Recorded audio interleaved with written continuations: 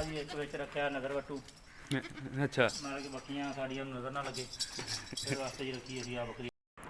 अस्सलाम वालेकुम व्यूअर्स, कैसे हैं आप लोग। तो आज की वीडियो में मैं आप लोगों को गोट फार्म की मुकम्मल इन्फॉर्मेशन दूंगा, इसके बिज़नेस आइडिया और इस पर जितनी भी इन्वेस्टमेंट स्टार्ट पर आती है वो सब आज आपके साथ एक इंटरव्यू के ज़रिए डिस्कस करूंगा। तो आज वाला इंटरव्यू पंजाबी में है, इसलिए वीडियो भी पंजाबी में ही है आगे। तो चलिए अपने इंटरव्यू की तरफ चलते हैं। तो इंटरव्यू के अंदर हम आपके साथ अपना एक्सपीरियंस शेयर करेंगे जो हमने फ़ेस किया है इस फार्म पर। फार्म तो नहीं है, बस छोटा सा निज़ाम है गोट फार्मिंग का। तो अभी तो ये छोटा सा, तो आगे जाके इंशाल्लाह इसको बड़ा करेंगे। तो चलिए आप इंटरव्यू देखिए।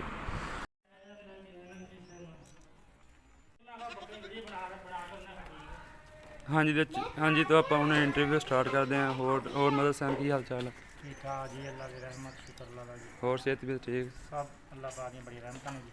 हाँ जी, ਹੁਣ ਸਾਨੂੰ ਸਾਰੀਆਂ ਬੱਕਰੀਆਂ ਦੇ ਬਾਰੇ ਦੱਸੋ ਕਿ ਪਹਿਲੇ ਤੁਸੀਂ ਕਿੱਥੋਂ ਸਟਾਰਟ ਕੀਤਾ ਸੀ ਤੇ ਕਿਹੜੀ ਬੱਕਰੀ ਲਈ ਸੀ ਪਹਿਲੇ? ਅਸੀਂ ਸਰ ਜੀ ਪਹਿਲੇ ਬੱਕਰੀ ਲਈ ਸੀ ਵੱਡੀ ਖੜੀ ਜੀ। ਕਿਹੜੀ ਆਹ ਵਾਲੀ? हाँ जी, मैं दिखाना एक मिनट जी। हाँ जी, सब तो पहले सर जी ਅਸੀਂ ਬੱਕਰੀ ਲਈ ਸੀ। ठीक हो गए। ਹਾਂ ਇਹਨੂੰ ਮਾਸ਼ਾਅੱਲਾ ਦੋ ਫਾਲਣੇ ਸ਼ਹਿਰ ਦੀ ਧੀ ਹੈ। ਇਹਦੇ ਬੱਚੇ ਨੇ ਜੀ ਥੱਲੇ ਦੋ, ਇੱਕ ਇਹਦਾ ਦੋ ਹੁੰਦੇ ਨੇ। ਤੇ ਆ ਤੇ ਕਿੰਨੇ ਕੀਮਤ ਦੀ ਲਈ ਸੀ? ਇਹ ਅਸੀਂ 50,000 ਦੀ ਲਈ ਸੀ ਜੀ। ਠੀਕ ਹੋ ਗਏ। ਦੋ ਸੂਣ ਵਾਲੀ ਸੀ ਜੀ। ਇਹਨੇ ਫਿਰ ਦੋ ਬੱਚੇ ਦਿੱਤੇ ਸੀ, ਇੱਕ ਇਹਦੀ ਐ ਪਾਠੇ, ਇੱਕ ਹੁੰਦਾ ਬੱਕਰਾ ਜੀ ਉਧਰ ਉਹ ਪਰੇ ਅੱਗੇ ਖੜਾ ਜੀ। ठीक हो गया जी। पूरी बरीक बनाई जी है जी। ਇਹਦਾ ਦੂਸਰਾ ਬੱਕਰਾ ਇਹ ਜਾ ਰਿਹਾ ਜੀ।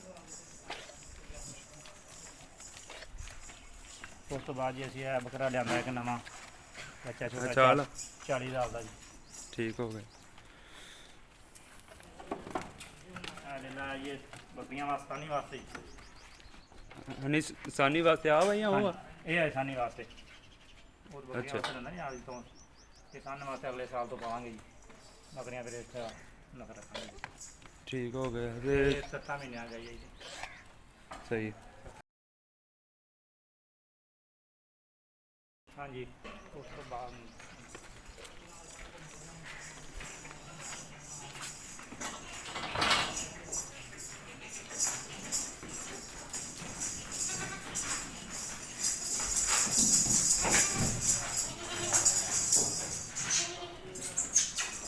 बाद सर जी सिया बकरी ली थी। ठीक है जी। इन्हें माशा 3 फाल ने जी निगरान बना। ठीक हो गया।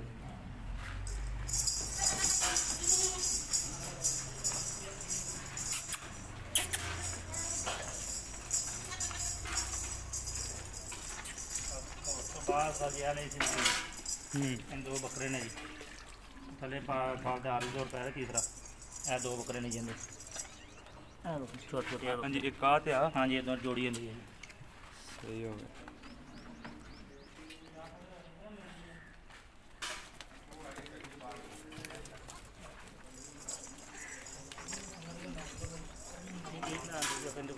लंबे की बेटी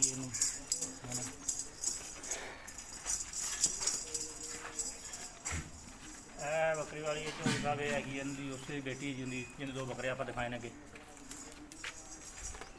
उनकी बेटी ये ठीक है। है इनका एक बकरा है वो जो बेटा कुरबानी वास्ते रखा बकरा जी। हाँ वो इनका जी जेला वो 7 महीनों का सानी वास्ते रखा जी। ठीक हो गया। ये आदि तौर इनके थले पै रहे हैं बकरे ने दो फाली ने जी।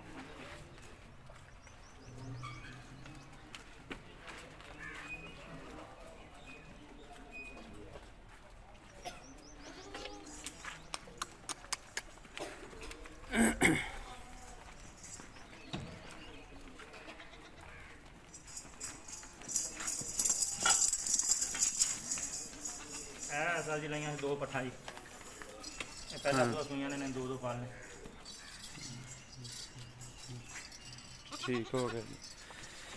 आ जी एक विच रखा नगर वट्टू अच्छा। नाल कि बकरियां साड़ियां नज़र ना लगे इस वास्ते जी रखी है आ बकरी एक। हाँ ठीक है जी। सुनन तो बहुत औखी थोड़ी जी।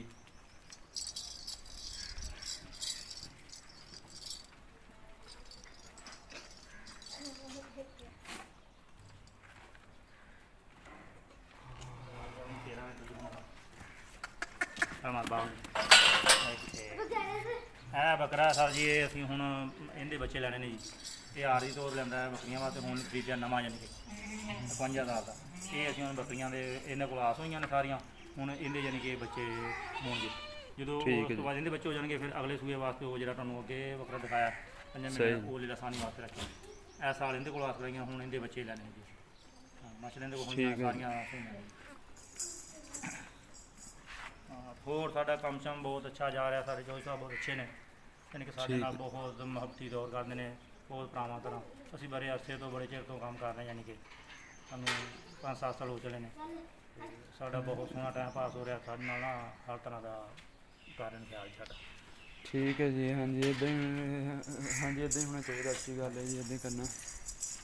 ਆਪਣੇ ਕੋਲ ਹੁਣ ਹੈਗੀਆਂ ਜੀ ਆਪਣੇ ਕੋਲ ਛੋਟੀਆਂ ਕਿੰਨੀਆਂ ਤੇ ਵੱਡੀਆਂ ਕਿੰਨੀਆਂ ਟੋਟਲ?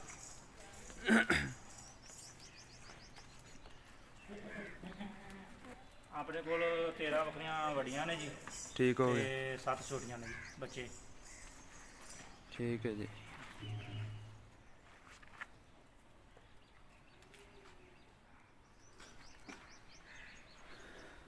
ਬਸ ਅੱਲਾ ਸੋਹਣਾ ਕਰਮ ਕਰੇਗਾ ਜੀ। ਆਪਣੇ ਕੋਲ ਮਾਸ਼ਾਅੱਲਾ ਸਾਰੀਆਂ 12-13 ਬੱਕਰੀਆਂ ਜਦੋਂ ਸੂਪੀਆਂ ਮਾਸ਼ਾਅੱਲਾ ਜੀ, ਆਪਣੇ ਬਹੁਤ ਇੱਜ਼ਤ ਮਾਸ਼ਾਅੱਲਾ ਬਣ ਜਾਣਗੇ। ਠੀਕ ਹੈ ਜੀ।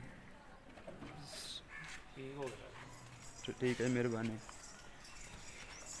ਗੱਲ ਕਰਾਂਗੇ ਹਾਂਜੀ।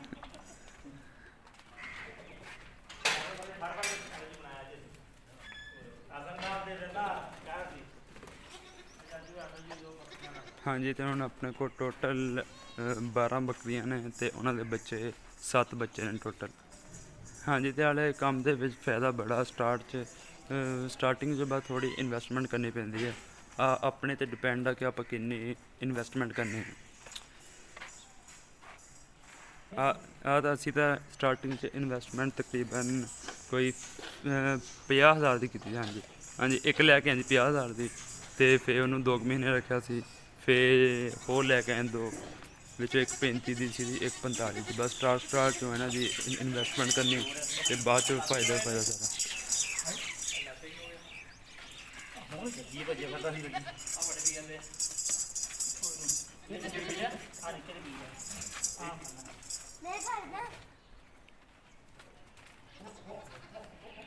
ਕੱਢ ਬਾਰਾਂ ਨੂੰ ਚੱਲ ਸਾਨੂੰ 3 ਦਿਨ ਦੀ ਫੜ ਕੇ ਤੋਂ ਬੁਲਾ ਮੈਨੂੰ ਪੀ ਜੀ। ਨਹੀਂ ਹਾਂ ਜੀ ਦਿੰਦੇ ਨੇ ਥੋੜਾ ਪੀ ਨਾ ਆਹਰਾ ਜੀ ਸਰ। ਪ੍ਰਵਾਨ ਸੱਟ ਲੱਗ ਗਿਆ ਰਾਤ ਦੇ ਡਿੱਗਿਆ ਤੇ ਰੇਸ ਫੜੀ ਡਿੱਗ ਪੈ ਗਏ ਜਦੋਂ ਸ਼ੁਰੂ ਕੀਤਾ ਆ ਕੇ ਮੂੰਹ ਲਿਬੜਿਆ ਡਿੱਗਿਆ ਜਿਉਂ ਕੇ ਅੰਦਰ ਭੱਜਿਆ ਨਾ ਡਿੱਗਿਆ ਕਿ ਰੇਸ ਗੁਲਾਮ ਤਾਂ ਆਪੇ ਛੁੱਟਾ ਲੱਗ ਡਿੱਗ ਪਿਆ ਗੁਲਾਮ ਵਾਲੀ ਨੇ ਵੀ ਇਹਦੇ ਨੇ ਤਰ੍ਹਾਂ ਕੀਤਾ ਨੇ ਛੁੱਟੇ ਕਰ ਹਾਂਜੀ ਤੇ ਅੱਜ ਦੀ ਵੀਡੀਓ ਬਸ ਇੱਥੇ ਤੱਕ। ਅਸੀਂ ਉਮੀਦ ਕਰਦੇ ਹਾਂ ਕਿ ਇਹ ਵੀਡੀਓ ਪਸੰਦ ਆਈ ਹੋਵੇ। ਅਗਰ ਵੀਡੀਓ ਪਸੰਦ ਆਈ ਹੋ ਤਾਂ ਚੈਨਲ ਨੂੰ ਜ਼ਰੂਰ ਸਬਸਕ੍ਰਾਈਬ ਕਰੋ ਅਤੇ ਬੈਲ ਆਈਕਨ ਨੂੰ ਵੀ ਦਬਾਓ ਤਾਂ ਕਿ ਤੁਹਾਨੂੰ ਇੱਦਾਂ ਦੀ ਇਨਫੋਰਮੇਟਿਵ ਵੀਡੀਓ ਮਿਲਦੀਆਂ ਰਹਿਣ। ਜ਼ਿਆਦਾ ਹੈ ਥੋੜਾ ਕੀ ਬਾਤ ਕੀਤੀ ਜੀ ਬਾਤ ਕਿਸੇ ਇਹਦੀ ਪਠੋ ਫਿਰ ਦੀ